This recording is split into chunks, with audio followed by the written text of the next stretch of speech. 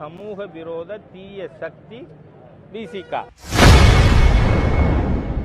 இன்று செய்தியாளர்களை சந்தித்து பேசிய பாஜக மூத்த தலைவர் ஹெச் ராஜா திருமாவளவனை தீய சக்தி என கடுமையாக விமர்சனம் செய்துள்ளார். எதிராக செயல்படுகின்ற சமூக விரோத தீய சக்தி விசிக.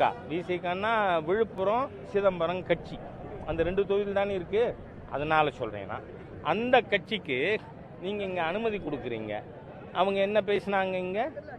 சிஏஏக்கு எதிராக, that was in enactment of parliament. அதுக்கு எதிராக எப்படி பேசலாம்? 370 பற்றி பேசுவீங்களா? பாராளுமன்றத்தில் நிறைவேற்றப்பட்ட தீர்மானம் உச்ச நீதிமன்றம் அப்ரூவ் பண்ணியிருக்கு. அப்படின்னா நீங்கள் இந்த நாட்டிற்கு எதிராக பிரிவினைவாதத்திற்கு ஆதரவாக பேசுகின்ற தீய சக்திகளுக்கு அனுமதி கொடுப்பீங்க. அது மட்டும் இல்லை, 3 to 4 hours திருச்சியில் இருக்க மக்கள் எல்லாரும் சொன்னாங்க, இங்கே சிட்டியை இங்கே என்ன இதில் ஹெலிகாப்டரில் பூ போட்டாங்களா? நல்லது நல்லது. அந்த அளவுக்கு இன்னும் பெரிய ஆளவல் என்ன இது?